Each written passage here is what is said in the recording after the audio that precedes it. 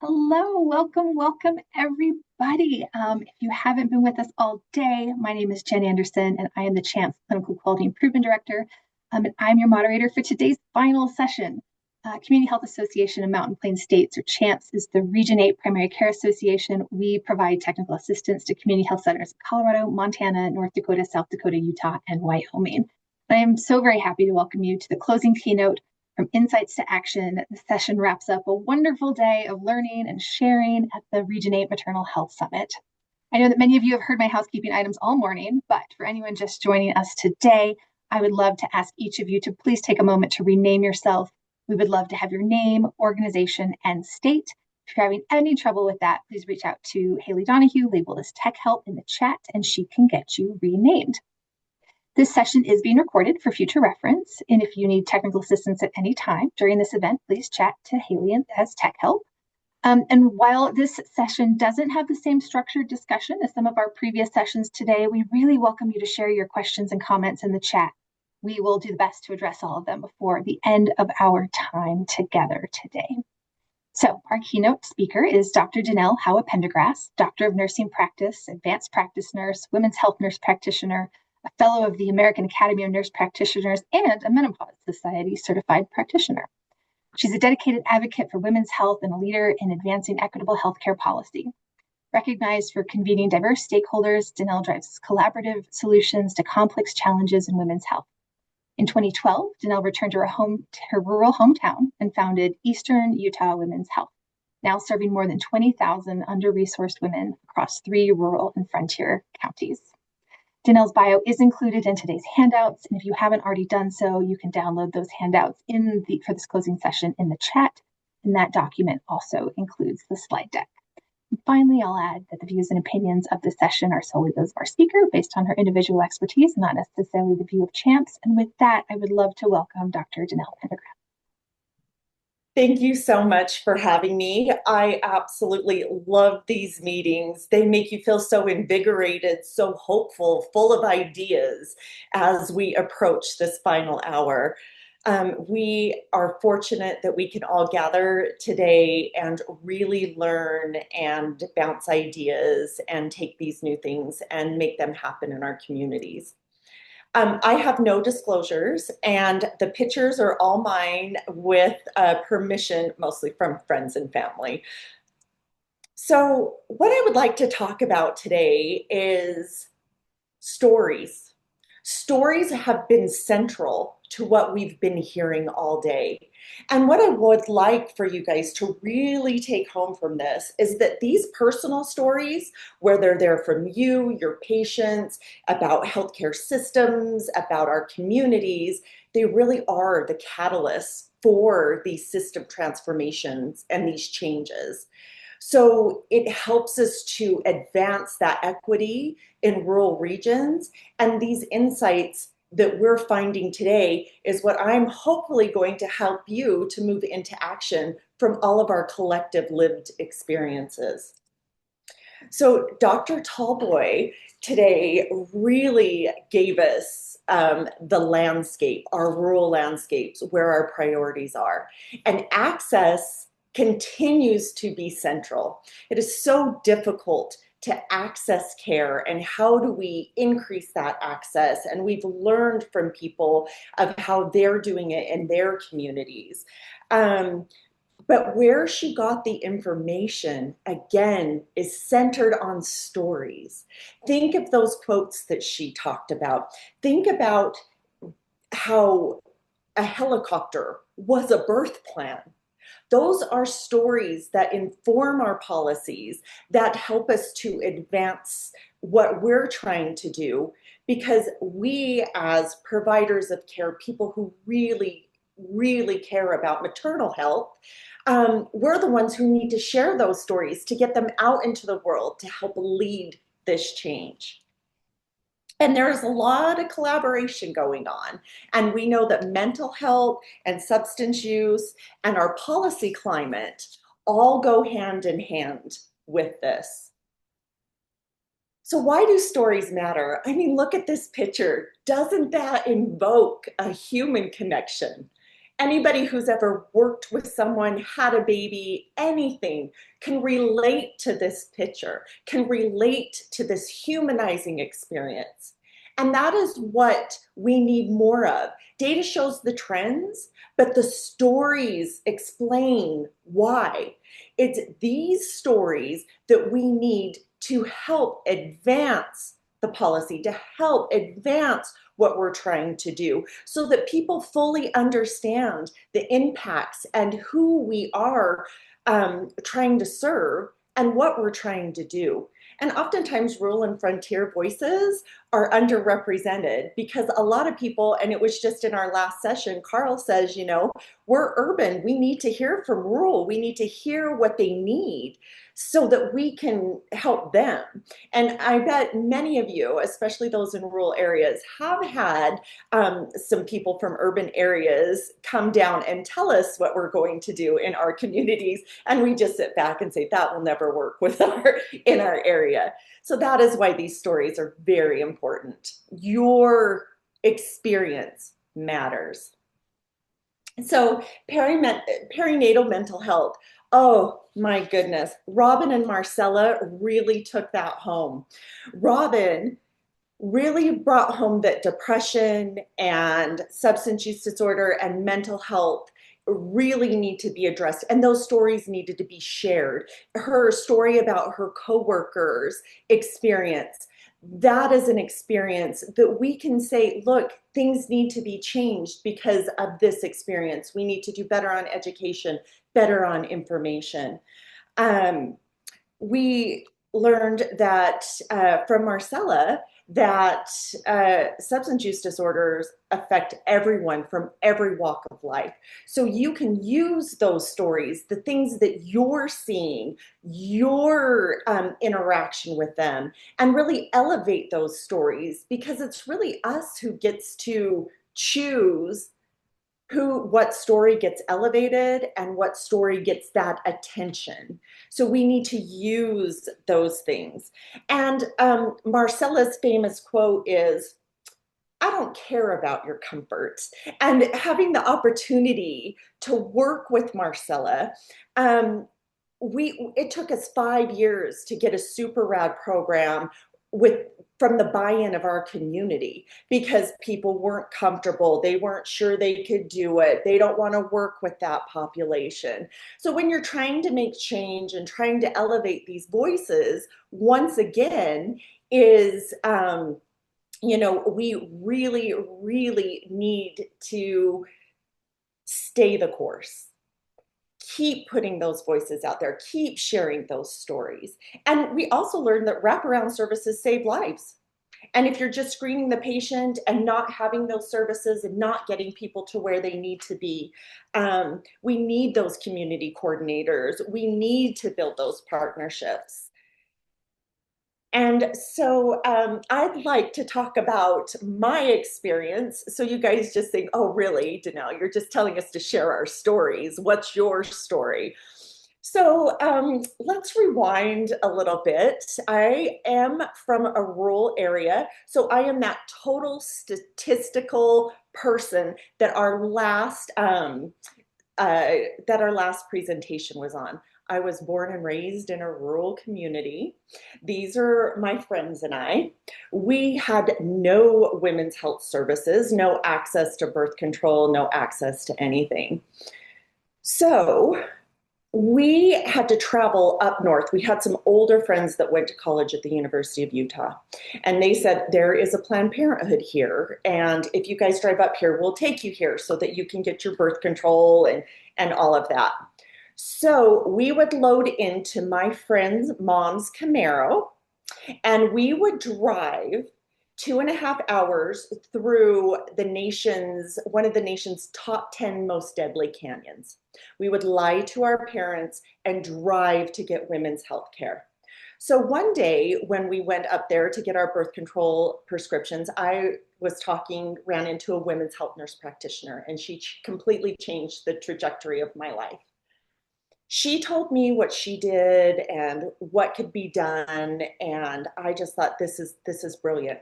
I got back in the Camaro. I got the hump on the way home. So I sat there and I leaned forward and I'm like, you guys, I know what I'm going to do. I'm going to start a women's health clinic like Planned Parenthood in Price. We need one. That's what I'm going to do with my life. So on that fateful day, I decided this is what I'm doing. Fast forward 22 years later, I opened up Eastern Utah Women's Health. And I had lived all over the United States. I have learned from some of the greatest people. I really loved practicing in rural areas. And when I decided to move back home and open Eastern Utah Women's Health, it was a different political climate. So I was living in Northern California. The Affordable Care Act just went into play. The Center to Champion Nursing was saying nurses and nurse practitioners need to step up and get into these leadership positions and start to drive the way we want healthcare to go. So I returned home, started this practice because there was not a single women's health care provider in the 3 rural counties that I practiced, that I was covering. There was a OBGYN that would travel 2 times a month, 2.5 hours to our area, and that was it. That was our rural health care for women. There's never been a woman who has opened a women's health clinic solely dedicated to women's health in our area. And it was very rare for a nurse practitioner to do it at that time. And I opened this clinic with the thought of, I want every woman who walks through the door to be able to access this care. So I partnered with state, local, and federal funding so that anybody who walked through my door got great comprehensive women's health care. Little did I know I was the only person, and still am the only person able to provide and willing to provide transgender care. And I really built this practice by working with members in my community. I partnered with anybody and everybody I could. I partnered with the hospital. I partnered with community health. I partnered with the health department. I partnered with mental health. You name it, I was reaching out to them. I knew that working together is going to make this better for the women that I served in my community. And then I ran into a problem. Utah did not allow all nurse practitioners to directly bill and be reimbursed by Medicaid. That was a big problem for what I was trying to do. The absolute last thing I ever wanted to do is be involved in policy. That just did not seem fun, interesting. It seemed like you were just beating your head up against the wall. And but I had no choice. The women in my community needed me to. At that time, 58% of our community was on Medicaid. So I, not knowing what I was doing, armed with just this passion to take care of women, I called up my senator. Never talked to a senator before. Come to find out, I actually took care of his wife and daughter. So he was more than happy to come. He sat down with me. We talked about what was going on, and he said he would champion my cause. And then he's like, well, have you talked to Christine, which was our state representative? I'm like, no, I have not. So then I called her. And then I created the proposal. I worked with everybody I could. It looks like this law was, it had been tried to be changed for the last 17 years. And they didn't have a personal story to back it up.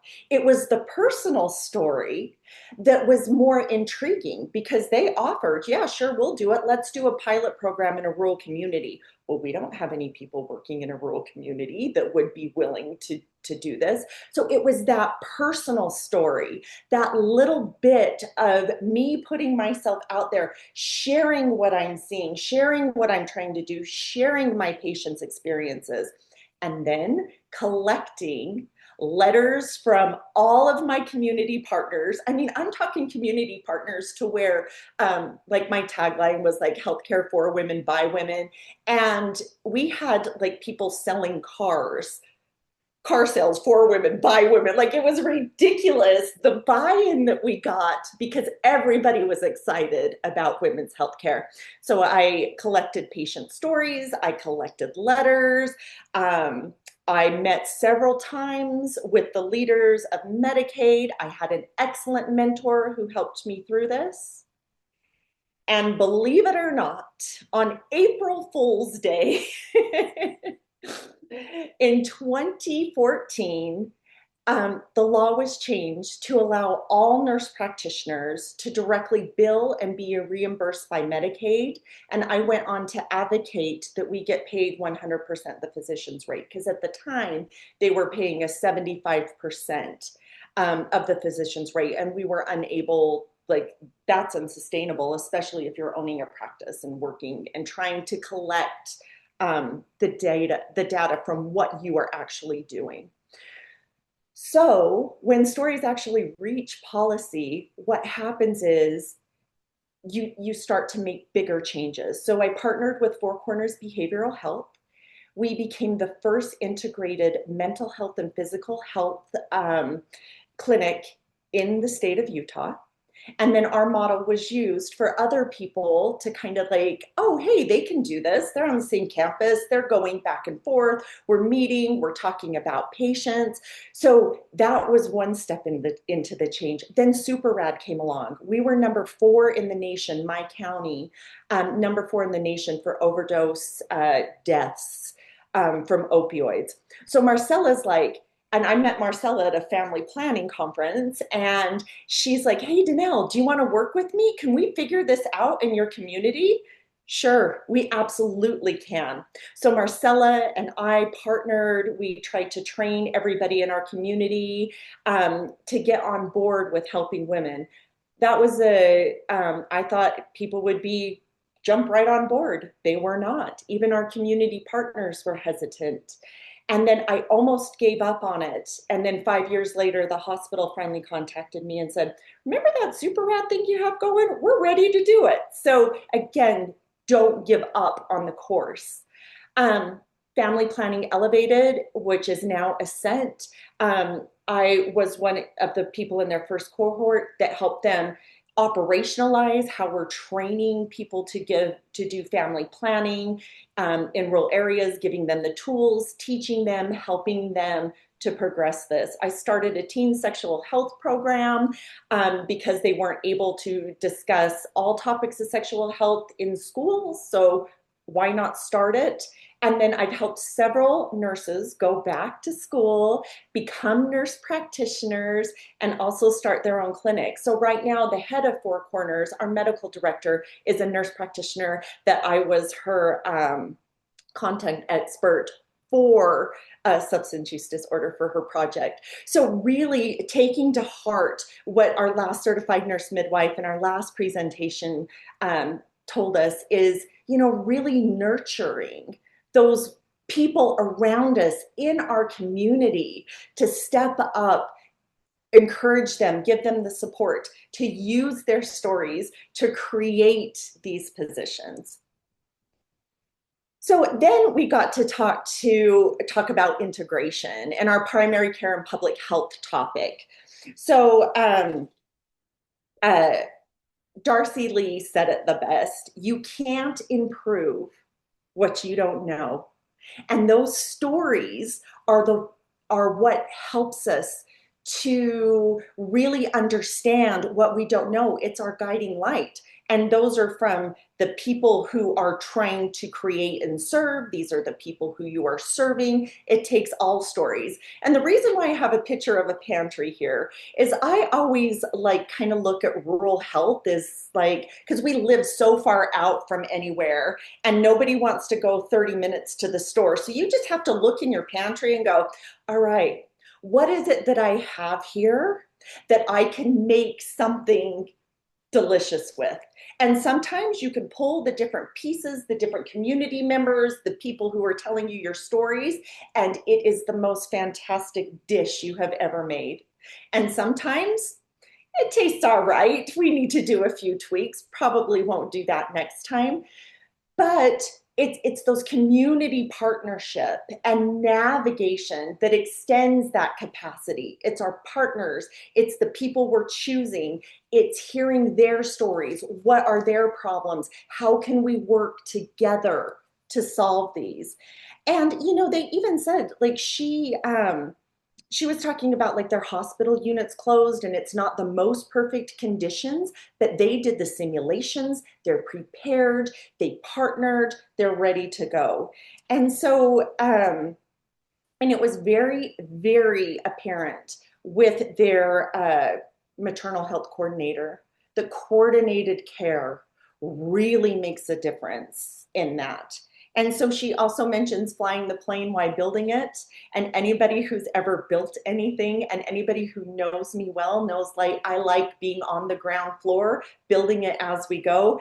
And then once it's built, I kind of get bored with it. So I like to hand it over. So all of those programs that you saw before that I built, they're all turned over to my community partners and are doing excellent.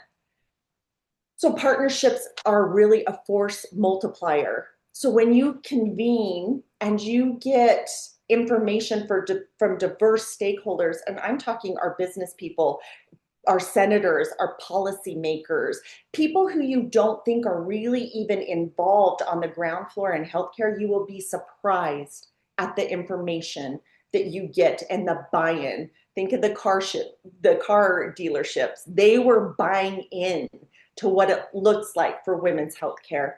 And then it's that shared ownership that creates that sustainability. When Marcella came into my community, she wasn't telling me what we're going to do. We gathered stakeholders, as you can see in that picture, the stakeholder meeting, and they told us what they needed, what they wanted. And those includes all of our policymakers and our substance use disorder clients. So we had a rich, rich conversation that helped to guide us and kept guiding us. So the innovations in OB care and workforce development, boy, they really hit the nail on the head where they were saying, do the training where the care is delivered. And if you can, again, go back to those pipelines that are rooted in the community, I think that you'll go the distance. So if you can talk to people, if you can talk to those high school counselors, if you can talk to the kids in high school, if you can start by listening to what the community needs. And anybody who's ever lived anywhere has said this. Do you know what this place needs? Everybody. But who puts that into action? Who are you listening to get that going? Hope mentioned back in the other part that, like, you have to wear a lot of hats. And this is no different, especially in the innovation where the workforce is being delivered. Like, you're actually training the people, but then you've got to go to and get money and grants and change policies so that people can do that. So you're listening to people in the community and then going out and finding what they need. So Carl talked about like teaching right there, the community health center, those models. But he did also mention, as we talked about, that they are in an urban area and they need those stories from that rural area. Samantha talked about that wraparound care that is so important. You're taking care of mom, baby, seeing the other kids, seeing who the players are in the family. It's extremely important. And then the certified nurse midwife, she was absolutely fantastic, Tanya, and talking about like listening to their rural partners and listening to their needs and sharing them, and how hard it is to not burn out in a rural community. So again, listening, sharing your stories, using those short stories to stand up. So in Region 8, we have our shared challenges. We have an advantage. We're all on the same path. We're all trying to get to the same place. And I saw in the comments too, like, hey, tell me about how did you do this? Where did you figure out how to do the car seats? We have this available to us. We need to use each other and align with each other so that we are sharing what we've learned and helping to create that in our communities. So today, every individual in this room carries influence, every single one. You don't have to do anything but be yourself, and you are influential. I don't care who you are, if you're a patient, a clinician, administrator, policymaker, advocate, you carry the influence. Today, I want you to choose how you're going to use that. What stories are you going to elevate? What stories are you going to help make seen? How are you going to put yourself out there to be seen, to make these changes? And like literally, this could be in a boring meeting. It could be one-on-one with a patient. It could be testifying in hearings.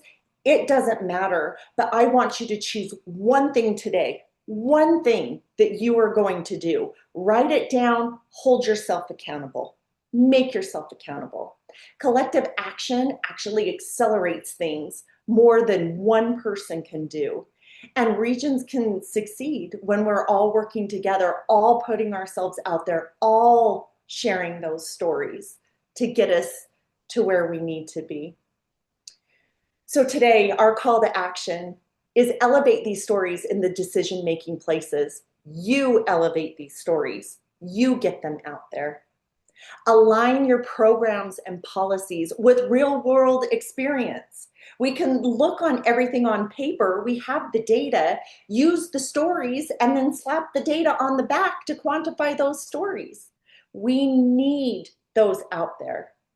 And commit to equity as a measurable outcome.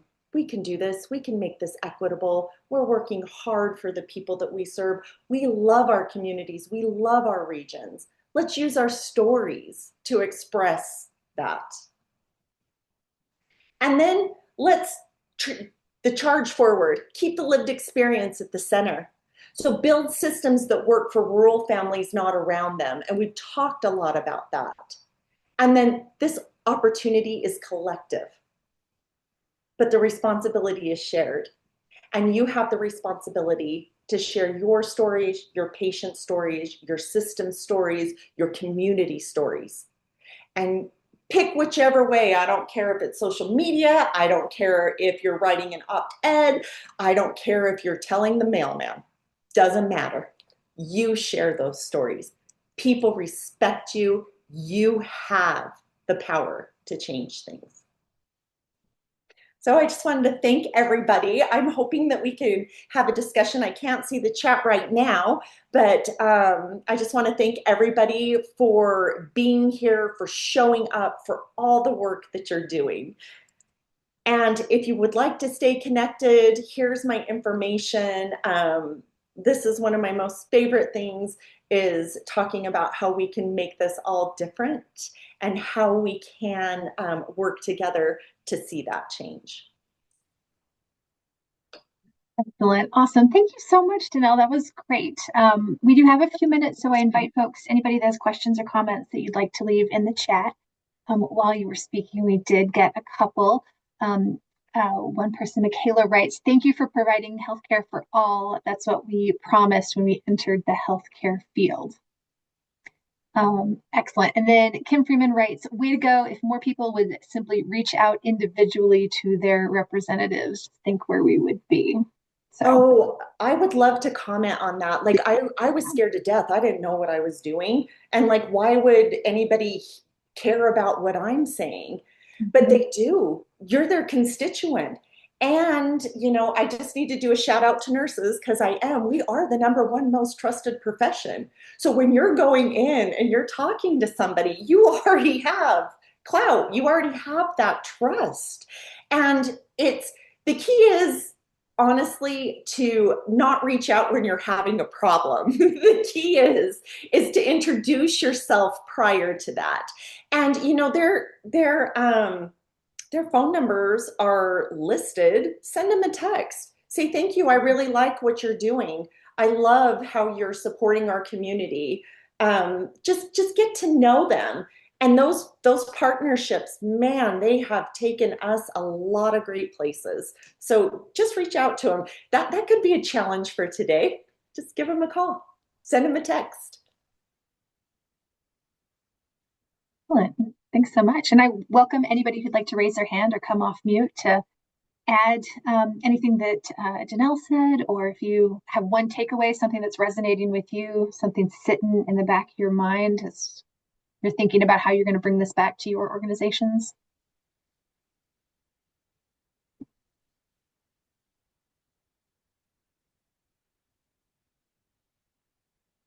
Don't be shy. It's the end of the day.